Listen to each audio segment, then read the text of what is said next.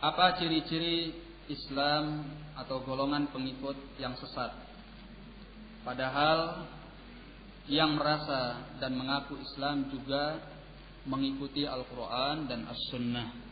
Yaitu tadi, pembeda yang paling tampak adalah perkara yang ketiga. Ya. Setiap orang mengaku Al-Quran was-Sunnah. Ya. Semuanya mengatakan bahwa kami pengikut Alkitab was-Sunnah. Dan yang membedakan adalah Al-Quran dan As-Sunnah atas pemahaman siapa. Ya. Al-Quran wal hadith ala fahmi man. Ini yang akan membedakan. Ya. Kalau kita dapatkan dia memahami Al-Quran dan Al-Hadith, jalannya sesuai dengan jalan as-salaf, fahuwa salafi sunni. Ya. Nah, dan yang namanya salafi sunni itu mengikuti Al-Quran dan Al-Hadith ala fahmi salaf dalam semua permasalahannya, akidahnya, dakwahnya, ya, ibadahnya, akhlaknya, hikmahnya, muamalahnya, ya, semua dipulangkan bagaimana tuntunan Al-Quran wal Hadith ala fahmi salaf. Tapi kalau ada yang menyatakan, ya, akidah kita salafiyah, tapi dakwah kita ikhwaniyah, berarti dia ikhwani, bukan salafi. Kenapa? Karena seorang salafi mengikuti as-salaf dalam semua aspeknya. Kalau ada yang mengatakan aqidatuna salafiyah, ya, wa sulukuna sufiyah, maka kita katakan fa anta sufi. Ya. Karena yang namanya salaf adalah dalam semua aspeknya, ya, tidak dipisahkan antara yang satu dengan yang lain. Kalau ada yang menyatakan bahwa as-salaf a'lamu wa ahkam wal khalaf a'lamu wa ahkam wa aslam, as-salaf a'lamu wa aslam wal khalaf a'lamu wa aslamu wa ahkam, maka berarti dia bukan dari salaf. Salaf itu lebih tahu dan lebih selamat, tapi al-khalaf lebih tahu, lebih selamat, lebih bijak. Berarti anta khalaf, walasta bisalaf. Ya. Nah, jadi dalam semua aspeknya. Barakallahu fikum.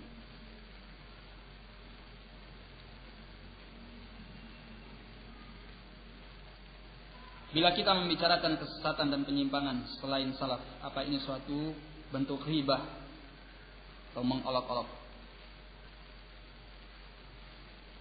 Membicarakan kesesatan ahlul bidah disepakati oleh ulamaul Islam termasuk daripada ghibah yang mubahah, yang diperbolehkan. Ya. Dan ini kesepakatan ahlul ilm sebagaimana yang dinukilkan oleh Ibnu Rajab Al-Hambali rahimahullah. Ya. Sepakat para ulama bahwa ini adalah ghibah yang diperbolehkan. Dan dasarnya adalah Al-Quran dan Al-Hadith. Ya.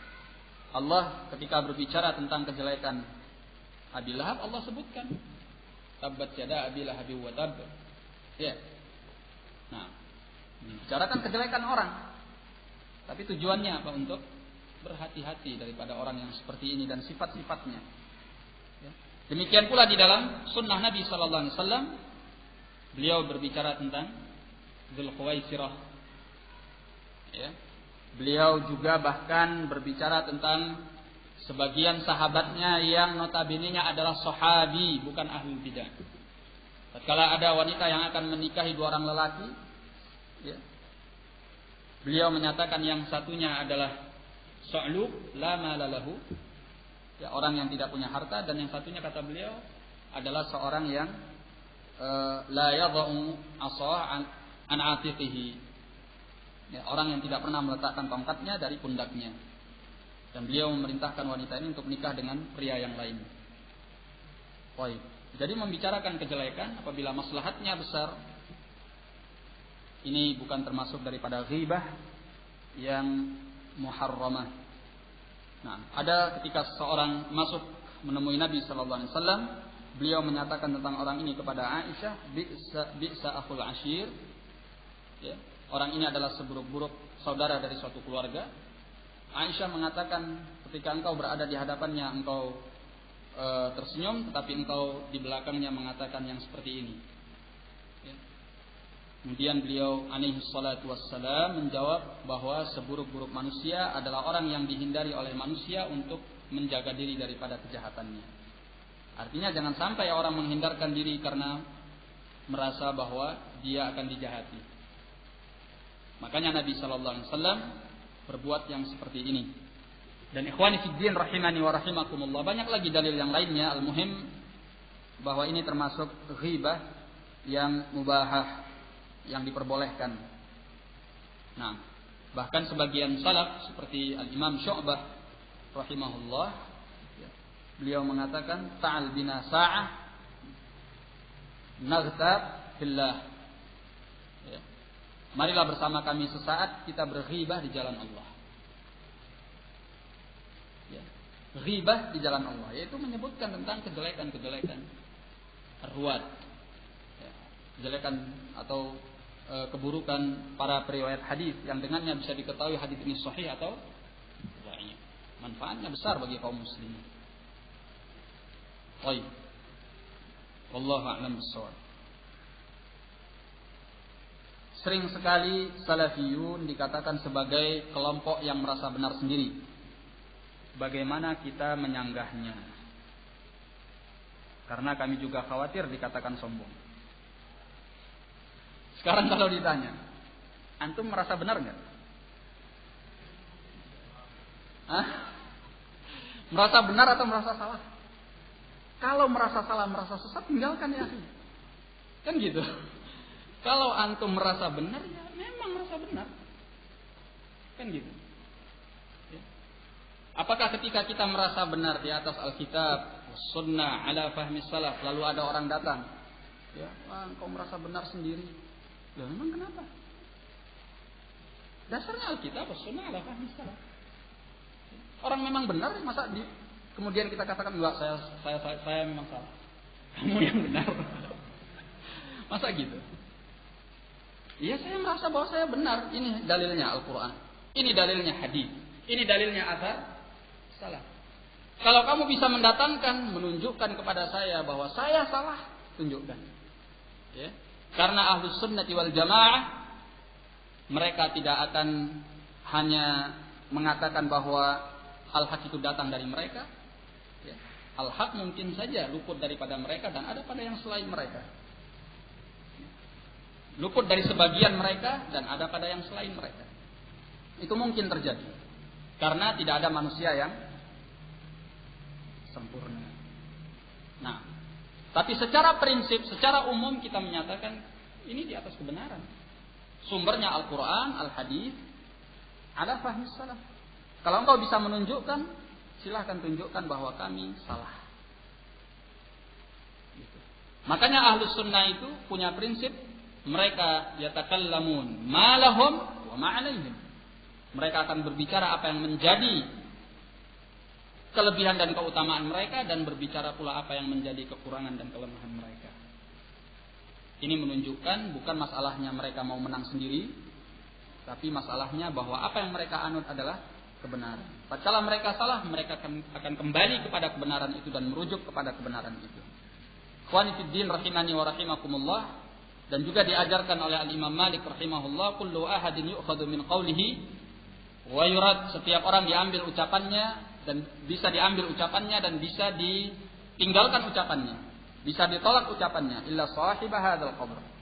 Kecuali pemilik kuburan ini, beliau mengisyaratkan kepada kuburan Nabi sallallahu alaihi wasallam. Ini menunjukkan bahwa Ahlus Sunnati wal Jamaah, ya, tidak bersikap menutup diri daripada kebenaran. Ya. Siapapun yang mengatakan kebenaran akan diambil. Karena al-hikmah dhalatul mu'min. Ya. Tapi harus timbangannya apa? Al-Quran, Sunnah dengan pemahaman salaf. Kalau seandainya ada di antara ahlul bidah yang menyatakan suatu pendapat dalam satu masalah dengan suatu yang benar, karena bersumber kepada Alkitab was Sunnah ala fahmi salaf, kita akan nyatakan itu benar. Tidak akan mungkin kita nyatakan bahwa itu adalah batil. Karena semata-mata yang mengucapkannya adalah ahlul bidah. Tidak. Kita akan nyatakan itu benar. Tapi neraca kami menilainya benar, bukan kamu wahai ahlul bidah. Jangan senang dulu. Kan gitu. Ya. Neraca kami menilainya benar adalah Alkitab was sunnah ala fahmi salaf. Ya. Nah, barakallahu fikum. Jadi kalau dituduh merasa benar sendiri, ya alhamdulillah, ya, bahwa Al-Quran wal Hadis ala fahmi salaf itu yang benar. Adapun yang selain itu tidak benar, itu yang kita yakini, kan begitu. Ya. Nah, dan yang kita hindari adalah bahwa kita fanatik kepada personil, tokoh, ucapan, pendapat tertentu. Itu yang tidak boleh. Ya. Jangan sampai kita fanatik kepada hal itu sementara jelas menyelisih Alkitab was sunnah ala fahmi salaf. Nah, dan ahlus sunnah itu sebenarnya orang yang paling gampang dinasehati, orang yang paling gampang menerima kebenaran.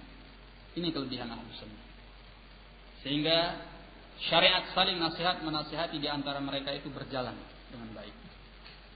Ketika ada yang diingatkan, ketika dia lalai dengan Al-Quran, Al-Hadis, ala fahmi salaf, dia mengatakan jazakallahu khairan, barakallahu fiik. Nah, yang jadi muskilah tatkala ahlul bidah mengingatkan ahlus sunnah dengan kebid'ahannya, ya, seperti buku ini tadi. Ya, mengingatkan ahlus sunnah dengan syubhat-syubhat. Ya, tidak mungkin kita ahlus sunnah menyatakan bahwa engkau benar, kami salah. Ya, engkau salah, kami yang benar. Ya.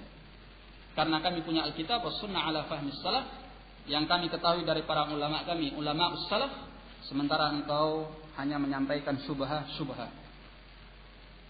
Nah, barakallahu fikum. Kalau dikatakan sombong, apa sombong itu? Kata Nabi sallallahu alaihi wasallam, al-kibru batarul haqqi wa ghamtun nas. Ya. Kesombongan itu adalah menolak al-haq. Engkau wahai ahlul bidah, tatkala engkau menolak al-haq, engkau sombong. Walaupun engkau menolaknya dengan tutur bahasa yang paling sopan, yang paling halus sekalipun. Apa sih bahasa Jawa yang paling halus dalam menolak?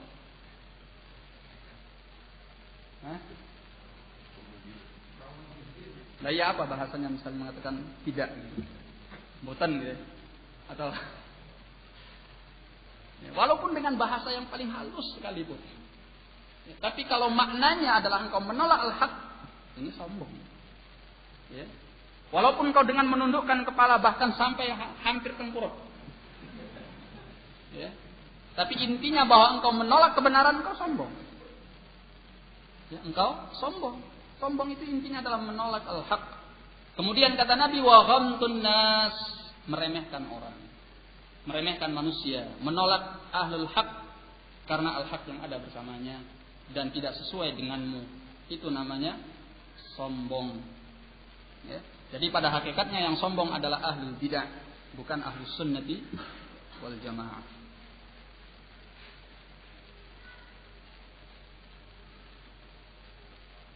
Apa perbedaan antara ahlul ahwa dengan ahlul bidah? Sama, cuman penamaannya beda. Tadi sudah disebutkan ahlul ahwa yaitu orang-orang yang mengikuti hawa nafsu, ahlul bidah yaitu para pengikut al-bid'ah. Ya. Hawa nafsu itu ya bid'ah, bid'ah itu adalah hawa nafsu. Barakallahu fiik. Apakah salafi termasuk dari golongan firqah? Bolehkah berta'assub dengannya? Nah, ini yang kita bahas. Ya, tadi sudah kita bacakan bahwa salafi itu bukan golongan, bukan kelompok. Ya. Lah buktinya kalian mengelompok sekarang. Ngajinya ya itulah orangnya, ustadznya ya itulah, gitu. Ya. Buktinya kalian mengelompok. Ya punya majelis taklim sendiri, ustadz sendiri, ikhwannya juga sendiri, akhwatnya sendiri. Beda dari yang lainnya. Bukankah itu dalil yang menunjukkan bahwa ini adalah kelompok, golongan? Ya. Kalau yang dimaksud dengan kelompok dan golongan adalah itu, iya memang kelompok, golongan. Tapi golongan itu kan ada yang disebut oleh Allah Hizbullah, ada yang Hizbul Syaitan. Kalau kami berkelompok, ya, berkumpul dalam bentuk yang seperti ini karena mengamalkan Al-Quran, Al-Hadith, ala fahmi salaf, kami berharap bahwa kami adalah Hizbullah, bukan Hizbul Syaitan. Sementara kalian, kalau kalian menyelisihi Alkitab, As-Sunnah, atau menyelisihi fahmus salaf, kalian adalah Hizbul Syaitan, bukan Hizbullah. Nah, dan seperti yang telah dijelaskan tadi, bahwa nama salafi bukan nama bagi kelompok. Sekarang memang ingin dikesankan bahwa yang namanya salafi itu adalah kelompok atau golongan, ya. Sehingga mereka yang pantas disebut dengan salafi, yang lainnya tidak. Ini yang dikesankan. Padahal hakikatnya ikhwani fiddin rahimani wa rahimakumullah, salafi adalah nisbah, menisbatkan diri kepada as-salaf. Dan ini sungguhnya adalah kewajiban setiap muslim untuk saat ini dan ila yaumil qiyamah, sampai hari kiamat nanti. Ini kewajibannya. Karena mereka harus mengamalkan Islam sesuai dengan pemahaman as-sahabat, at-tabi'in dan atba' at-tabi'in. Karena Islam yang diturunkan oleh Allah dan diamalkan oleh Rasulnya itu ada pada pemahaman salaf, tidak ada pada yang selainnya, ya. Jadi ini hanya menisbatkan diri, ya. Oleh karena itu kita tidak memilih-milih orang, tidak memilih-milih siapapun dia. Tatkala dia berpegang kepada Alkitab was sunnah ala fahmi salaf, salafi. Tetapi kalau tidak demikian maka dia bukan salafi, ya, sebab dia tidak berpegang kepada Alkitab was sunnah ala fahmi as-salaf. Apakah boleh berta'assub dengannya? Ya harus berta'assub kepada as-salaf. Karena as-salaf itu la yakunu illa haqqan, sebagaimana yang tadi telah kita nukilkan dari Syekhul Islam. Karena yang namanya as-salaf tidak ada melainkan kebenaran. Ya. Kita ta'assub dengan as-salaf berarti ta'assub dengan kebenaran. Ta'assub kepada kebenaran itu wajib. Tapi kalau ta'assub kepada seorang salafi adalah itu. Ya. Ta'assub kepada seorang salafi la yajuz. Kepada seorang ulama salafi, kepada ustaz salafi la yajuz. Itu yang disebut dengan ta'assub mazmum. Karena pribadi atau personil tertentu dari kalangan salafiyin tidak ada yang maksum. Walau setinggi apapun ilmunya. Ya. Setinggi apapun ilmunya, Abu Bakar mungkin salah, Umar mungkin salah, setingkat mereka. Ya. Oleh karena itu ikhwani fiddin rahimani wa rahimakumullah, bahkan Nabi SAW terjatuh dalam sebagian kesalahan dan diingatkan, ditegur langsung oleh Allah Tabaraka wa Ta'ala. Ini personil, kan gitu. Tapi pemahaman yang mereka bawa tidak mungkin salah. Selama dasarnya Alkitab was sunnah ala fahmis salaf, ala fahmis salaf. Nah, oleh karena itu termasuk hal yang harus kita peringatkan kepada ikhwah salafiyin dalam pembahasan kemurnian dakwah as-salafiyah. Ikhwani fiddin rahimani wa rahimakumullah, jangan sampai setelah kita diselamatkan oleh Allah dari berbagai kelompok-kelompok aliran-aliran ahli bidah, ya, diselamatkan oleh Allah dari al-ahzab. Naam, kemudian kita membuat kelompok baru di dalam dakwah ini. Hizbiyah baru dalam dakwah ini. Dengan cara apa? Ya ini tadi, fanatik kepada salah seorang ulama atau kepada salah seorang ustaz, ya, dalam perkara yang kita tidak benar untuk fanatik. Ya. Pokoknya kalau bukan dari ustaz ini, wah salah itu. Nah, jangan sampai ini nanti kalau sudah ngumpul orang-orang yang seperti ini, segala sesuatu diukur dengan ustaz fulan yang dianggap rujukan tadi, kita khawatir ini menjurusnya kepada hizbiyah. Ya. Minimalnya adalah sikap ta'assub dan taklid yang dilarang. Ya. Pokoknya kalau sudah dari ustaz fulan, khalas. Kalau yang lainnya, wallahu a'lam. Kenyataan yang seperti ini yang harus kita hindari. Siapapun dari kalangan ulama sunnah, dari kalangan duat ahli sunnah, asatidzah ahli sunnah, maka yu'khadhu min qawlihi wa yurad. Semuanya diukur dengan Alkitab was sunnah ala fahmi salaf. Barakallahu fikum. Jika beramal dan beribadah sesuai dengan manhaj salaf tetapi tidak mengaku salaf, apa disebut seorang salafi? Ya salafi. Dia mau tidak mau salafi ya. Apakah disebut salafi kalau dia sehari zikir menyebutkan salafi 33 kali? Saya salafi, saya salafi, saya salafi. Berarti dia salafi. Kalau dia menang muayyidin berarti bukan salafi. Tidak. Ya, tentunya dilihat bagaimana akidahnya, ibadahnya, muamalahnya, ya, dan aspek-aspek yang lainnya. Kalau dia memang mengikuti prinsipnya alamat hadis salaf, bahwa salafi, walaupun dia tidak pernah mengikrarkan itu, dia salafi. Nah, walaupun dia tidak melabeli namanya di akhir dengan as-salafi, atau dia tidak mengatakan bahwa ana salafi, tapi dia selalu mengatakan qala Allah tabaraka wa taala, qala rasuluhu, qala as-salaf, misalnya qala al-Barbahari, qala al-Auza'i, misalnya qala al-Thawri, selalu dia nisbatkan segala sesuatunya kepada salaf, berarti dia salafi. Nah, ini justru yang sebenarnya adalah salafi. Barakallahu fikum.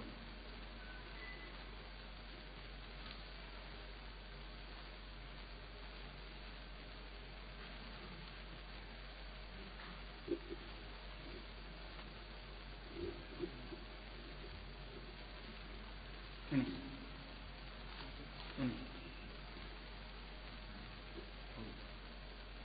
Dakwah salaf adalah dakwah al-haq, tapi dalam prakteknya banyak dai-dai ustaz salafi yang dulu atau sekarang berpecah menjadi 2, 3, 4 kubu.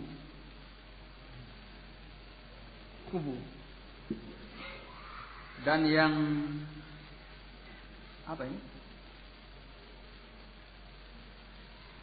Ini apa ini?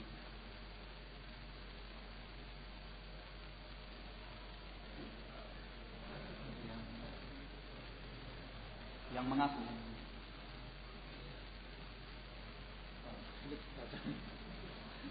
Tulisannya seperti manuskrip ya. Yang mengaku salafi paling murni. Sehingga 3 kubu. Yang 3 kubu yang lain dianggap hizbi. Apa pendapat Ustaz tentang hal ini?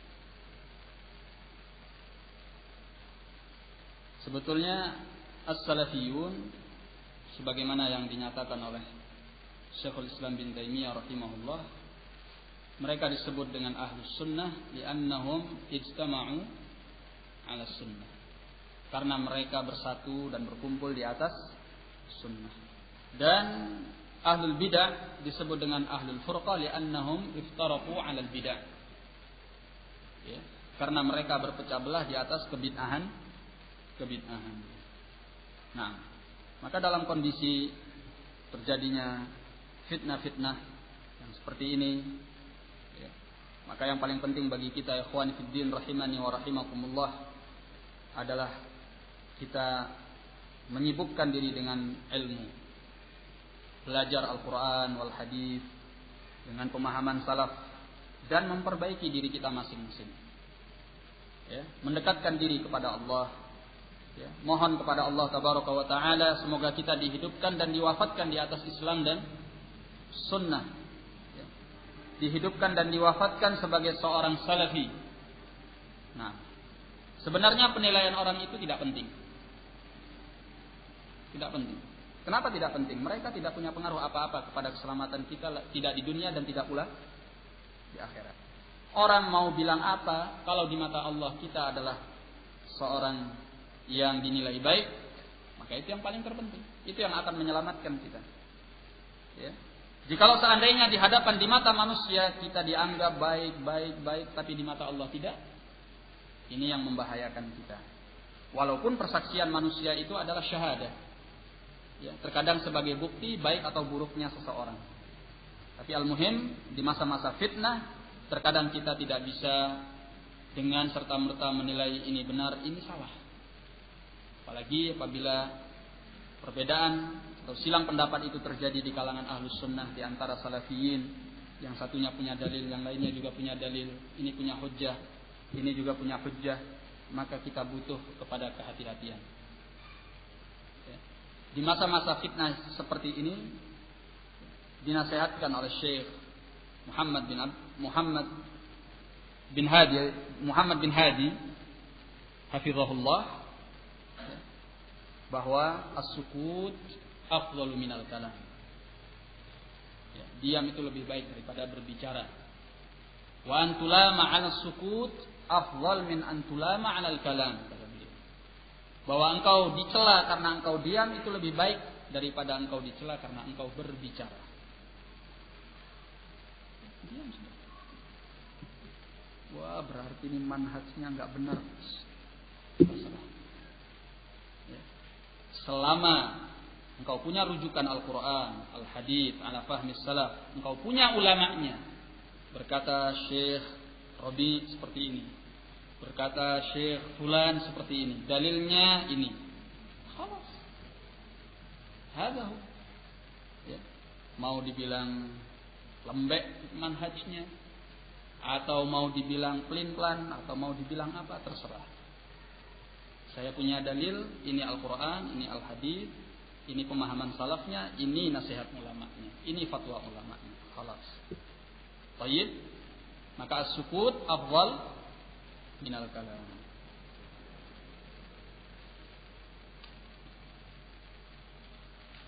Baik. Di sini ada pertanyaan, apa peduli kita dengan damaj sekarang ini? Ya, bagi siapa di antara kita yang bisa membantu ya, dengan apa yang bisa kita bantu. Minimalnya adalah kita mendoakan mereka, semoga mereka ditolong oleh Allah atas musuh-musuh mereka dari kalangan ahli bidah, dari kalangan ahli Syiah. Ya.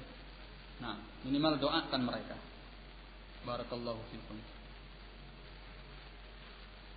Bagaimana membagi waktu untuk bekerja dan ta'lim? Kapan bekerja, mencari nafkah sudah disebut kerja maksimal. Kapan kita bertawakal dalam mencari nafkah? Gimana cara membagi waktu?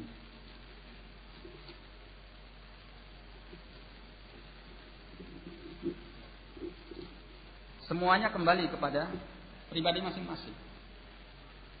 Membagi waktu itu adalah tergantung bagaimana kita melihat kemaslahatan bagi diri kita. Ya. Ikhwani fid din rahimani wa rahimakumullah, yang jelas adalah suatu kerugian jikalau seandainya kita menghabiskan hidup kita hanya untuk mencari kehidupan dunia. Dunia itu semakin dicari akan semakin hilang. Nabi sallallahu alaihi wa ala alihi wasallam mengatakan, "Man kana fid dunya hammahu ja'alallahu faqrahu baina 'aini." Barang siapa yang kepeduliannya, orientasi hidupnya adalah dunia, Allah jadikan kefakirannya justru ada di hadapan matanya. Orang fakir itu tidak selalu tidak punya uang. Ada orang kaya raya tapi dia fakir. Kenapa begitu? 5.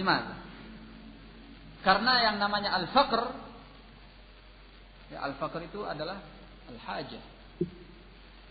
Al-faqir adalah sahibul hajah, orang yang punya kebutuhan. Jadi kalau ada orang yang selalu merasa butuh, merasa punya keperluan kepada dunia, fakir ada. Ya. Makanya saya katakan ada orang yang hartanya berlimpah luas. Ya. Rumahnya banyak, mobilnya mewah, kebunnya apalagi, sapinya nggak usah tanya, istrinya 4, gitu kan?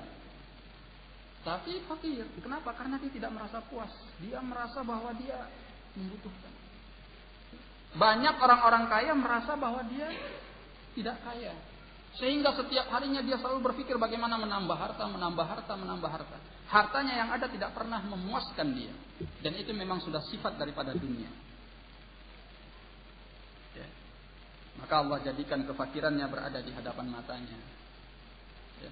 Wa farraqallahu syamlah, kemudian Allah akan cerai-beraikan konsentrasi hatinya. Hatinya tidak akan pernah merasa tenang, nyaman, tentram. Selalu disibukkan oleh berbagai kepenatan-kepenatan dunia. Ya. Kemudian kata Allah, walam ya'tihi minad dunya illa ma kutibalah. Dan tidak ada dunia yang datang kepadanya kecuali sesuai dengan apa yang ditakdirkan kepadanya. Ya. Ada pula jenis atau tipe orang yang dia tidak punya apa-apa, tetapi hidupnya berisikan dengan antusias dunia. Ini adalah orang yang paling merugi. Dunianya tidak dapat, akhiratnya hilang. Ya. Dunianya dia tetap saja orang miskin, walaupun bekerjanya 24 jam, bahkan kalau ada 28 jam dia kerja 28 jam. Tapi kondisinya tetap aja miskin. Dari tahun ke tahun, bahkan puluhan tahun dia seperti itu juga hidupnya. Ini orang yang merugi. Ya. Dunianya dia rugi, akhiratnya juga rugi. Nah, oleh karena itu daripada rugi dua-dua, ya pilih salah satu. Pilih yang mana? Nah, sekarang waktunya pemilu. Silahkan memilih yang mana, pemilihan umum. Bagi masing-masingnya, ada yang memilih dunia akan merugi, ada yang memilih akhirat, dia akan beruntung. Dan sulit biasanya mengumpulkan antara dunia dengan akhirat. Orang yang kuat kecenderungan dunianya, akhiratnya akan lemah. Kebiasaannya seperti itu. Oh enggak Ustaz, saya enggak kok. Ah, yang benar kamu. Baru sedikit saja dagangannya laris, kamu udah gak pernah kelihatan ngaji kok. Kan gitu. Nah itu buktinya. Mana fulan? Oh iya, tadi katanya ada pesanan. Gitu. Nah, jadi ikhwani fiddin rahimani wa rahimakumullah, sulit untuk mengumpulkan keduanya. Kecuali pada segelintir orang bisa mengumpulkan keduanya. Kaya raya, tapi dia seorang alim, faqih, muhaddits. Ada enggak? Ada. Bukan tidak ada, ada. Contohnya seperti siapa? Al-Imam Al-Laits bin Sa'ad. Ya. Muhaddits, faqih. Kalau kita buka buku-buku hadis, tidak luput riwayat itu dari penyebutan nama beliau. Ya, sering disebutkan An-Laits itu Laits bin Sa'ad. Faqih, demikian pula kalau kita buka kitab-kitab fikih. Ya. Dan bahkan sebetulnya beliau punya pendapat-pendapat dalam fikih tidak kalah dari Al-Imam Malik rahimahullah. Khonifuddin rahimani wa rahimakumullah, tapi disebutkan, diriwayatkan dalam biografinya bahwa beliau adalah seorang yang ghani, orang yang kaya raya.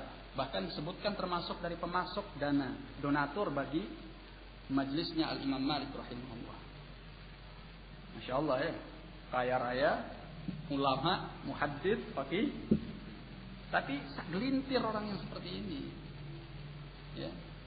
Oleh karena itu masing-masing kita mengukur dirinya lah.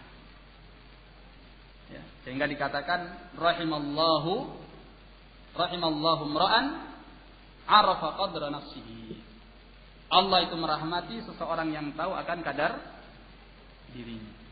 Nah, saya kira ini saja. Wallahu a'lam bishawab. Lebih dan kurangnya saya mohon maaf. Wabillahi taufik. Assalamualaikum warahmatullahi wabarakatuh.